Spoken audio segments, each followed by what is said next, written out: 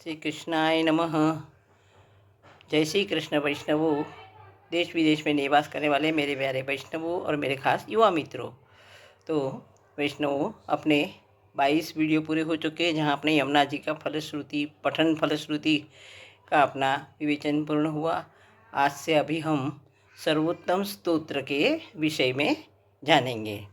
तो सर्वोत्तम स्तोत्र जो है, मैंने हर इसमें कहा कि जैसे यमुनाष्टक में भी प्रसंग हो था, महाप्रभु जी को यमुना जी के दर्शन हुए थे तो उन्होंने यमुनाष्टक की रचना की, वैसे ये सर्वोत्तम की रचना में भी एक प्रसंग का वर्णन मैं कर रही हूँ। तो एक बार क्या हुआ कि अपने महाप्रभु जी जो है, उन्होंने आसुर व्यामोह लीला की। तो आसुर व्यामोह लीला जब उन्होंने की, तब उनके सुपुत्र गुंसाई जी, जिसको हम विठलनाथ जी के नाम से भी जानते हैं, वो 15 साल के थे। उन्हें बहुत दुख हुआ, वो रोने लग गए। उन्होंने भोजन का त्याग किया।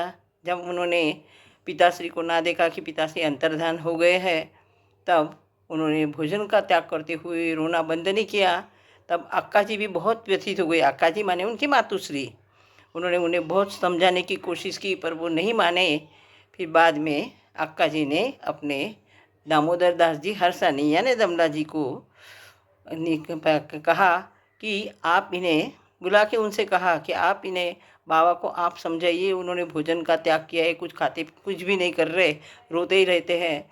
तो उनके कहने पर दामोदर दास जी हरसानी अपने बाबा श्री के यानी अपने गुसाई जी के बैठक जी में पधारे, उन्हें दंडवत प्रणाम किया और उन्हें समझाया। उन्होंने कहा कि नहीं, अभी भी अपने प्रभु यहाँ उन्होंने जो की है वो आसुर व्यामोह लीला है, मना आसुर को मोह निर्माण करने वाली लीला है। अभी भी वो हम सभी वैष्णवों के बीच में ही प्रकट है, मतलब अभी भी हमें उनके दर्शन होते हैं।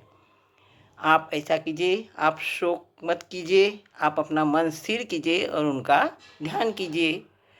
बहुत ऐसा समझाने के बाद में दामोदर जी हरसानी पधार गए।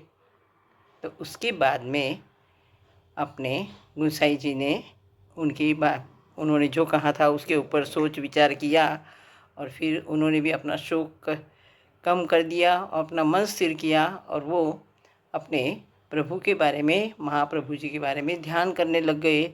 जब उन्होंने ध्यान किया तो उनको महाप्रभु जी के साक्षात दर्शन हुए, और तो उन्हें अत्यानंद हुआ। जब अपने पिताश्री को सामने देखा, साक्षात दर्शन हुए, तब उन्हें अत्यानंद हुआ, बहुत आनंद हुआ।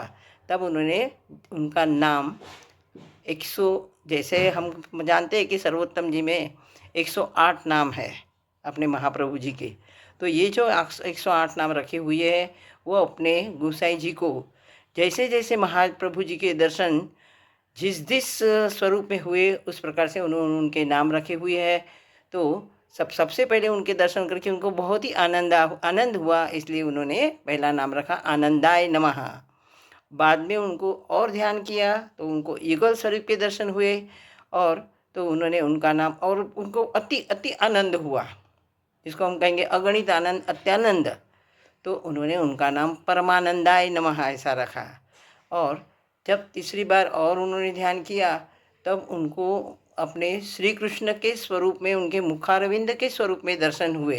तब उन्होंने उनका नाम रखा श्री कृष्णाश्रय नमः। श्री कृष्णाश्रय, अस्य माने संस्कृत है मुख, श्री कृष्ण के मुख, श्री कृष्ण का मुख यानी मुखारविंद।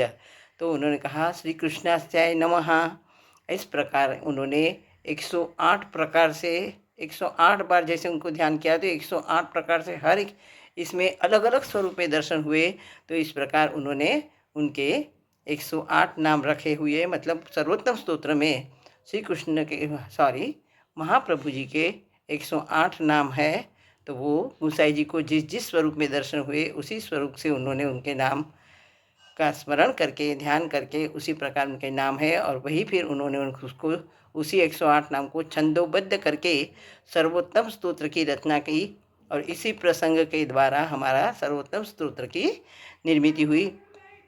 तो जो भी वैष्णव, क्योंकि ये जो है हमारे गुंसाई जी को ये प्रभु जी के साक्षात दर्शन हुए हैं, तो इस प्रकार से ये सर्वोत्तम स्तोत्र का जो भी ध्यान करेंगे, उनको भी प्रभु का हमारे गोसाई जी के समान ही, विठलनाथ जी के समान ही साक्षात दर्शन होंगे और उन्हें सर्वोत्तम का फल प्राप्त होगा।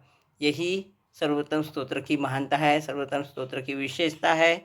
तो मैं सभी वैष्णवों से विनंती करती हूँ कि वे सर्वोत्तम स्तोत्र का नाम करके 108 महाप्रभु जी के नाम का स्मरण कर सकते हैं।